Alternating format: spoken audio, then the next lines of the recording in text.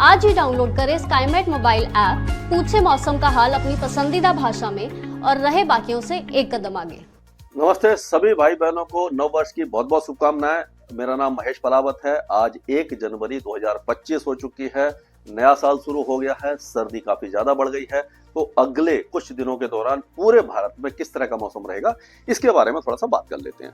तो western disturbance हमने देखा था कि पिछले साल दिसंबर तक नहीं आए थे और जनवरी में जाकर के जो पश्चिमी विक्षोभ, वेस्टर्न डिस्टर्बेंस, पश्चिमी गड़बड़ी जिसको कहते हैं, ये आना शुरू हुआ। और आपको मालूम है कि इन्हीं के कारण जो उत्तर भारत में बारिश होती है और पहाड़ों पर स्नोफॉल होता है। इस बार जो हमने देखा कि नवंबर में हल्के फुल्के आ रहे थे, लेकिन दिसंबर के शुरुआती दौर में पहले सप्ताह में बर्फबारी, पहला स्नोफॉल अच्छा हुआ था जो शिमला और मसूरी तक देखने को मिला था, कुल्लू वगैरह में।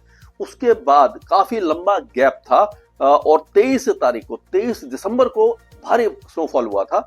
उसके बीच में उत्तरी हवाएं लगातार चलती रही जिससे कि टेम्परेचर गिरे, और लेकिन हवाएं तेज थी तो पॉल्यूशन था जो इस बार हम देखेंगे पिछले कई सालों की तुलना में जो दिसंबर का महीना है ज्यादा क्लीन रहा। और बीच बीच में सीवियर हुआ था जब हवाएं कमजोर हुई थी तब।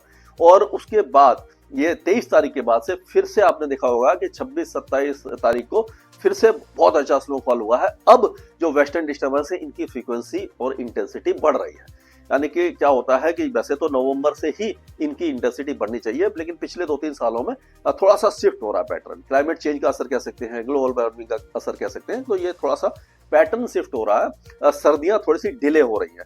तो अब ये वेस्टर्न डिस्टर्बेंस आना शुरू है और हमें उम्मीद है कि पूरे जनवरी में ये लगातार थोड़े थोड़े अंतराल के बाद आते रहेंगे। पहाड़ों पर लगातार स्नोफॉल होता रहेगा और स्नोफॉल बहुत ज्यादा जरूरी है। हर वीडियो में मैं बताता हूँ कि जो ग्लेशियर पिघल रहे हैं वो फिर से उनमें पुनर्जीवित होते हैं, वहां से नदियां आती हैं, तो वो लगातार उनमें पानी आता रहेगा और फसलों के लिए, टूरिस्ट के लिए, सबके लिए ये अच्छी खबर है। और जो उत्तर भारत में बारिश होती है, जो सूखी सर्दी होती है, उससे निजात मिल जाती है, थोड़ा सा नमी बढ़ जाती है, बीच में कोहरा भी आता है और पाला जो पड़ता है सूखी सर्दी में वो बच जाता है क्योंकि टेम्परेचर थोड़े से ज्यादा रहते हैं। और ये जो नमी है इससे क्या होता है कि आगामी फसलों के लिए काफी फायदेमंद होता है। लेकिन अभी क्या हो रहा है कि जो सर्दियों में जो बारिश हो रही है, पहले ऐसा बहुत कम होता था, अब क्या हो रहा है कि जो कन्वेक्टिव क्लाउड बन रहे हैं और जो मतलब कन्वेक्टिव क्लाउड माने गरजने वाले बादल जो ओले गिराने के जो केपेबल होते हैं, संभावना बढ़ जाती है।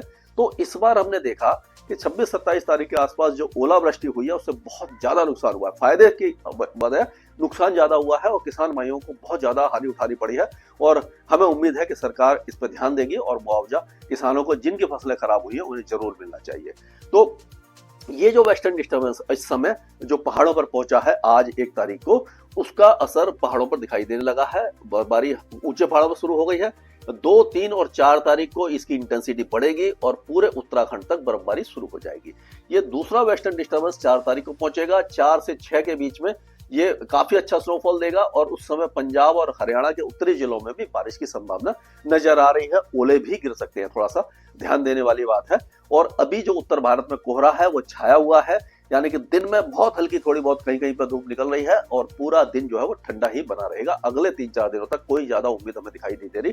तो हम कह सकते हैं कि पहला सप्ताह बारिश और स्नोफॉल से पहाड़ों पर भरपूर रहेगा और उत्तर भारत में भी हल्की फुल्की बारिश हो सकती है, लेकिन मध्य भारत, पूर्वी भारत और दक्षिण भारत का मौसम शुष्क बना रहेगा। और जो ये साइक्लोनिक सर्कुलेशन आप देख रहे हैं इसका असर तमिलनाडु के दक्षिणी इलाकों पे ही दिखाई देगा। और कोहरे का ये सीन है जो कल से छाया हुआ है, तो इस तरह का ये पूरे उत्तर भारत, गंगा के मैदानी क्षेत्रों, मध्य भारत तक आपको दिखाई दे रहा होगा। इस तरह का कोहरा अभी छाया रहेगा। ये वेस्टर्न डिस्टर्बेंस का असर है। पहाड़ों पर आप देखिए ये जो पीला कलर है इसका मतलब बारिश है, हरे कलर की मतलब ज्यादा बारिश है, स्नोफॉल भी हो सकता है गिलगित बाल्टिस्तान, मुजफ्फराबाद, लद्दाख में।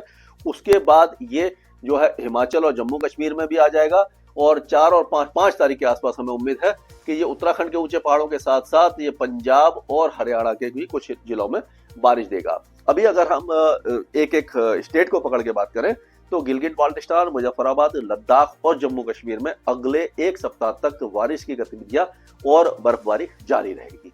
रुक रुक करके होगी, कहीं ज्यादा कहीं कम, लेकिन ऊंचे पहाड़ों पर लगातार स्नोफॉल होगा। आप देखेंगे कि पूरे बर्फ की चादर से पहाड़ ढक जाएंगे। हिमाचल प्रदेश के भी ज्यादातर इलाके जो जहां पर बर्फबारी अक्सर हुआ करती है वो बर्फबारी देखेंगे। शिमला में भी बर्फबारी की संभावना नजर आ रही है।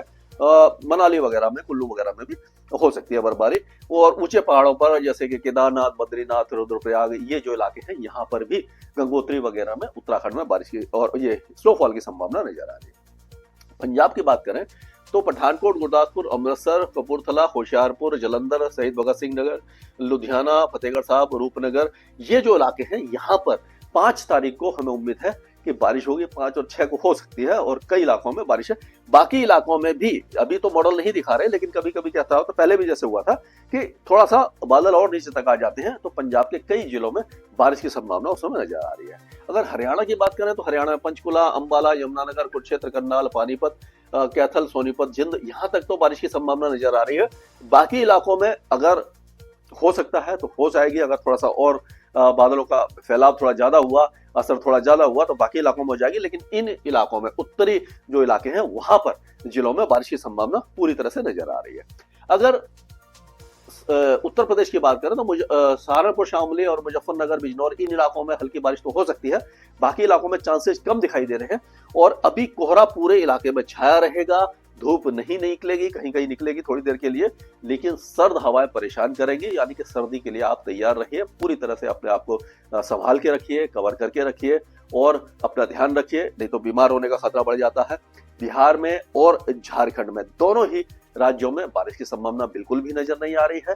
जो पहले बारिश हुई थी वो अब हट जाएगी और अब यहाँ पर जो कोहरा है वो भी छाएगा कई इलाकों में और जो सर्द हवाएं भी चलती रहेंगी। मौसम लेकिन साफ रहेगा, सूखा रहेगा।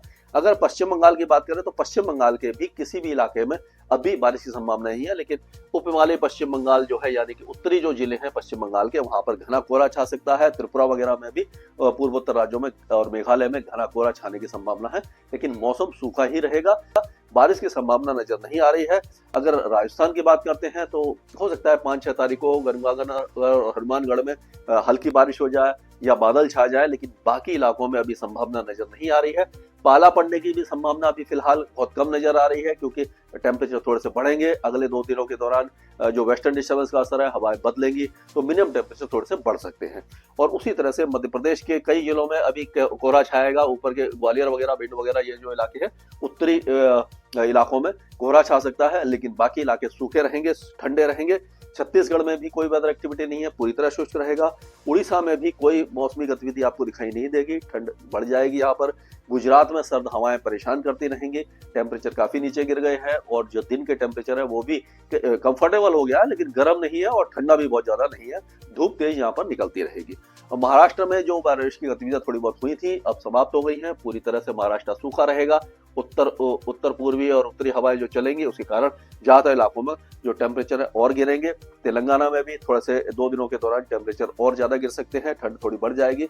आंध्र प्रदेश में कोई वेदर एक्टिविटी नहीं है, पूरी तरह मौसम साफ रहेगा। कर्नाटक में भी कोई मौसमी गतिविधि नहीं है, साफ रहेगा। केरल में भी चांसेस नहीं है, दक्षिणी केरल में हल्की बारिश हो सकती है। और दक्षिणी तमिलनाडु में पिडुकोट्टई, मदुरई, विरुधुनगर, शिवगंगा, रामनाथपुरम, पुदुकोट्टई, तिरुवनंतपुरम और कन्याकुमारी, इन इलाकों में बारिश की संभावना नजर आ रही है। नागापट्टनम, तंजावुर और तिरुवल्लुर में भी हल्की बारिश हो सकती है। अंडमान और निकोबार द्वीप समूह के दक्षिणी द्वीप समूह में हल्की बारिश होगी। लक्षद्वीप पूरी तरह शुष्क बना रहेगा। मालदीव में बारिश की संभावना है और श्रीलंका के भी कई इलाकों में हल्की से मध्यम बारिश की संभावना अगले कुछ दिनों तक नजर आ रही है। ये अभी तक अपडेट था और इस साल भी आप हमें सपोर्ट कीजिए। पूरे साल हम आपको लगातार अपडेट देते रहेंगे और कोशिश करेंगे कि अच्छी से अच्छी मैं जानकारी आपको साथ साझा कर सकूं। स्काई मेट वेदर में अभी के लिए मौसम से जुड़ी सटीक जानकारी और खबरों के लिए हमारे YouTube चैनल को सब्सक्राइब करें और बेल आइकन दबाकर हर खबर पर रखें नजर।